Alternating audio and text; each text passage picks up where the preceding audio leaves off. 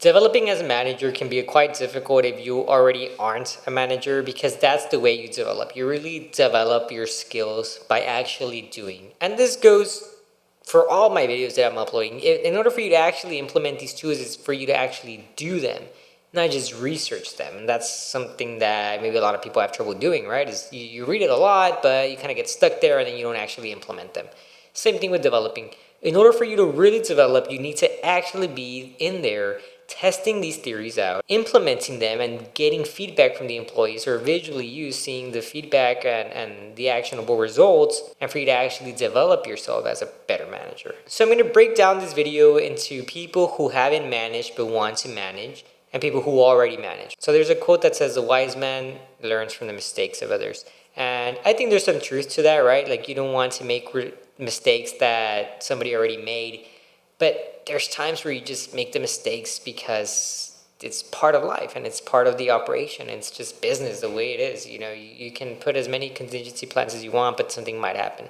But the point here is that even though you might not be managing right now, these theories are still good for you, because you can set up a plan for yourself to be a better manager once that time comes. And I'll be the first that I've made a lot of mistakes as a leader and a manager, and I kind of want to create these modules specifically for that, right? Because I'm telling you guys things that I've physically actually done and experienced, and there are ways of me kind of relaying that information to you to prevent these things from happening. So in a way, I'm actually trying to prevent you guys from doing them based on my experiences. And I want to take a pause there and just say that I really want our community here at Bridging Mindset to be that, is to connect our mistakes and for us to learn from each other. Because think about how higher performing employees and individuals we could be if we learn the mistakes from our peers. And that's what I want our community to revolve around on. So check the school down below. So you've never been a manager and you really want to try these things out. What do you do? Well, first off, you need to find community events. I think that's one of the easiest ways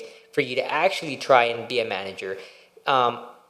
If you're religious, then you might have those community events at church where you can go and you can help out and start delegating people.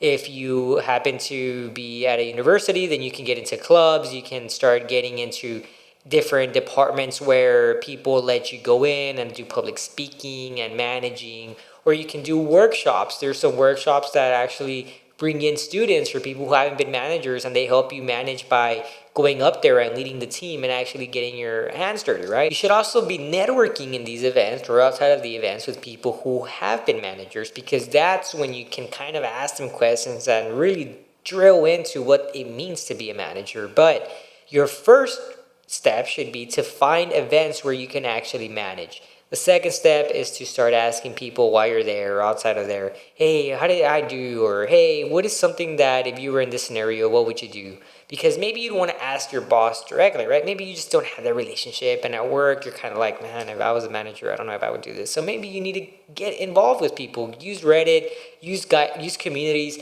ask questions like, hey, is this normal? Hey, this is the situation I'm in. Can anybody give me some advice? That is something that you can also do to kind of see if your opinion is in the right track, right? Because you should already have an idea of what you want to do as manager in that specific scenario. So asking might show you, man, I'm way off, or, oh, wow, I was in the right track. This person is saying the same thing. Now, I'm not saying take the advice of a random Redditor, but I'm saying if you have a bulk of people all agreeing with each other and your idea was in the right path, then at least it tells you something, right? So you can also actually ask your boss directly, like, hey, I know I'm not in this position yet, but I'm really inspired to move up in the ladder as the future comes. And what are some tips that you can tell me about being a manager? How does it feel to manage this place? What is something that you learned?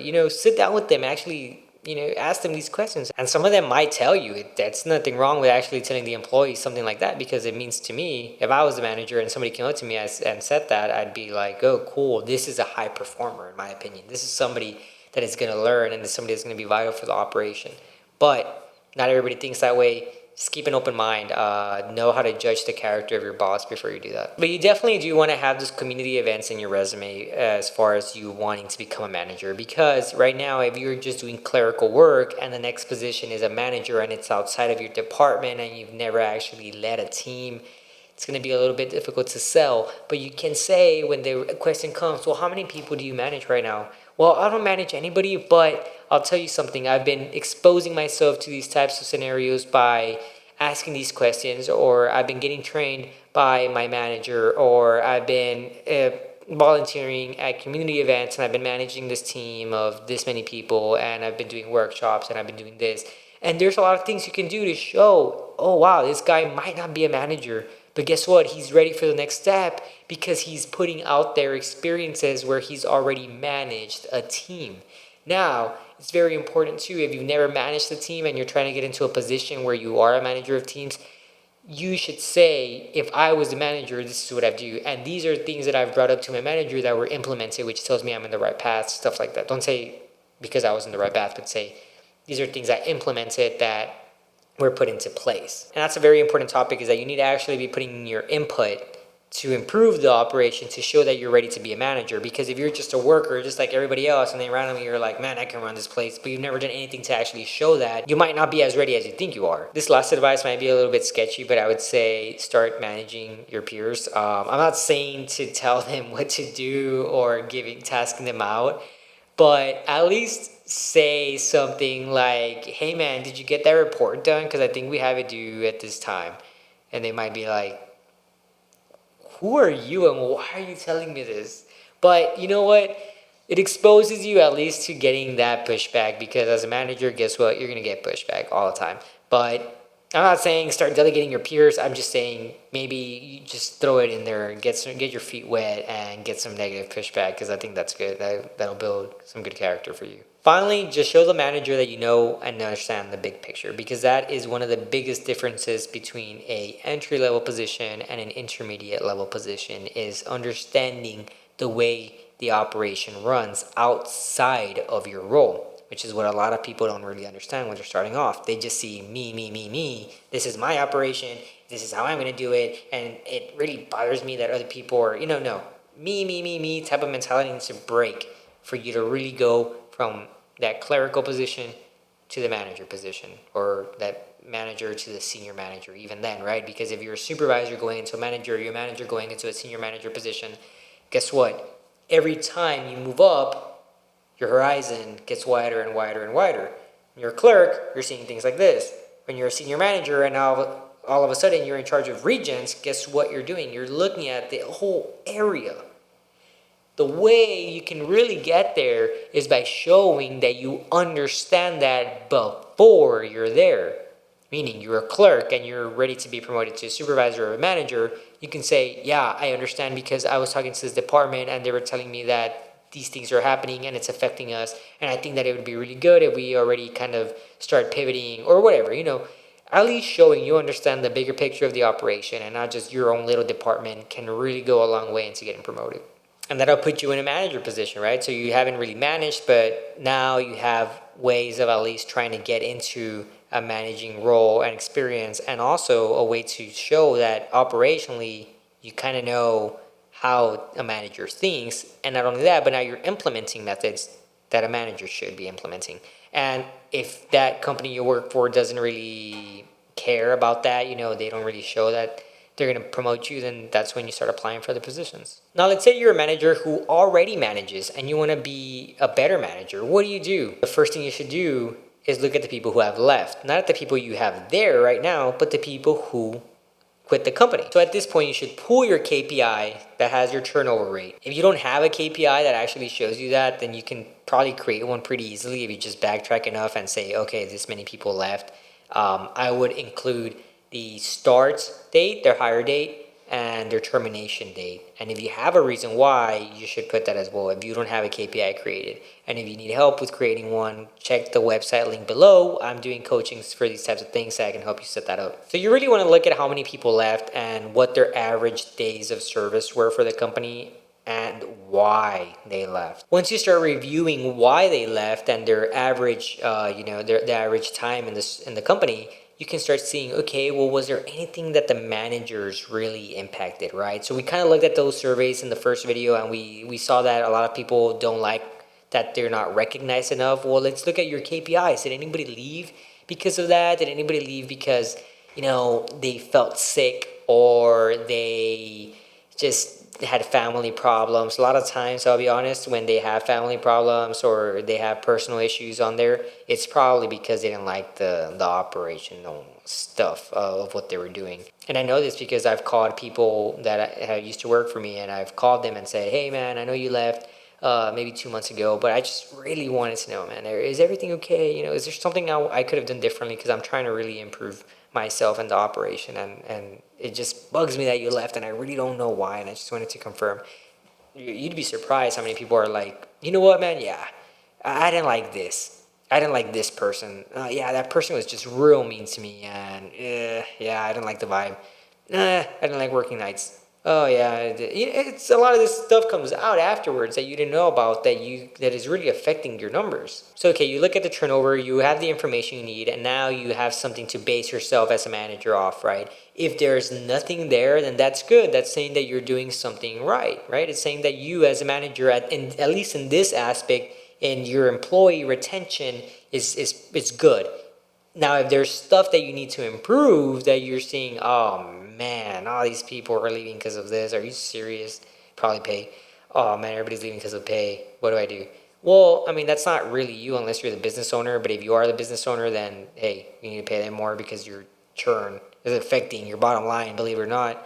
And if you're just a W-2 employee, then you might just be like, well, I'm going to bring this up. But this is good because it develops you as a manager. It helps you see why people are leaving your business, right? And it's very critical because the more you can retain, the more you can improve your bottom line. So number one, you reviewed your KPIs. Number two, you're going to find your own weaknesses as manager. And you might be saying like, how do I do that? How do I know what I'm weak at? Oh, come on, guys. Sit down, have a conversation with yourself and say, you know what? Yeah, I'll give you an example. Me, I feel like I can be more sympathetic. Maybe I'm not sometimes, and I feel that maybe my time in the military really fogged my mentality, and I was all about da da da da. And maybe I shouldn't be like that. And I know I shouldn't be like that because it affects my team, and I can see that now, right? Now that I've been out for a while, and I see the team, how it operates, I know now that there's a time and place for that type of mentality. But there's also a time and place to be sympathetic with your team. And the faster that you identify your own weaknesses, right, whether they're qualitative or quantitative, meaning whether it's something to do with like your psychological self and your biases versus something that you do operationally, the faster that you can resolve that. And I'll tell you my example again, right? When I was trying to say I'm trying to be more sympathetic, I would actually catch myself when I wasn't being sympathetic, when somebody would bring something up and I was just like, okay, well, and oh man, I caught myself. Yeah, I shouldn't do that. I shouldn't think like that. Yeah, you know what? Yeah, that's fine. That's fine. Yeah. Let's go ahead and give him the day off because, yeah, it's important for him to attend this, whatever. Or, yeah, you can work from home today. You feeling sick. That's fine. Whereas opposed maybe before I would have been like, everybody needs to be at work. Tough luck. But as part of developing as manager, right, is knowing when and where. If everything's running smoothly and it doesn't hurt to be nice to that person, why really dig deep into them, right, and make them do something that they don't necessarily have to because the operation is okay. So reflect on your own actions, reflect on your own conversations with the employees. As you talk to them as a manager after this video, try to hear yourself from their perspective, okay? Honestly, try to hear yourself from their perspective and think if that's something that if you were in their shoes, you would agree with. Another way to develop as a manager is to get input from your other employees. Now, if you have a manager that reports directly to you and they're kind of like your right-hand man, they should be the first person that you ask for, like, hey, do you think this is good? Because this is what I'm thinking. And they're like, yeah, I don't know about that. I'm not saying that just because they're not okay with it, not to implement it. I mean, you are the manager. But it's good to get some conversations flowing. What I do is if I'm going to implement a change, I always bring in the person that's directly going to be impacted. First, I ask my right-hand employee, right, the person who reports right to me, hey, this is what I'm thinking. What do you think? Yeah, I think that's good. Okay, next up, bring the person in that it's directly going to affect, right? Because it's going to be something operationally, probably bring them in and be like, hey, okay, this is what I'm thinking. What do you think about that? Yeah, I think that's a great idea because I've actually been wanting to bring it up, that it takes me longer to do it this way when now you're presenting this and it's a lot faster. Actually, the other report is a lot faster for me to fill out. This one's gonna take me twice as long. And then you can say, oh, yeah, I know it's gonna take you longer, but that report is missing some vital information that I really need for the customer, and I'm sorry. But guess what? You spoke to them, and now they know. And you can also say, which is this is something I love to say, hey, but this is just for now. If you have a better idea as you're doing it, let me know. Hey, you know what? I kind of want to change this, and I'm okay with that. I'm okay with changing it as long as it has the information I need, and as long as it fits better for you. And I'll tell you, that works golden because people will come in and be like, hey, so I've been doing the report for a month now, and I think it's better if we do this. And you look at it and you're like, yeah, it is better if you would do it like that. Now let's go. Go ahead. I get my KPIs, I get what I need, and they get a faster operation. And guess what? They're able to work faster. Their throughput increased, right? That's perfect. Number 4 is to read books. Make sure you read books about management, and this also applies to the new managers. Read your books. But for new managers, it's kind of hard because there are principles that you might not have implemented or have really applied. But a person who has managed a team, at least for me, when I've read a book that I haven't really done what's on there, it's kind of hard for me to picture and actually put into action as opposed to reading a book about management or that has management in it, and then you already manage and you read it and you're like, wow, I have not done this with the team. Why haven't I done this? And then you say, oh, I did do this one and it didn't work out for me. But reading something after you've actually done it is a pretty different experience from reading something without having actual knowledge of it. And that's why I'm saying I recommend, if you are a manager right now and you want to develop better as a manager, is to read books, because you're going to get input from other people who have led teams, who have managed bigger employees, and it'll really open your eyes to the opinions and the perspectives of other individuals.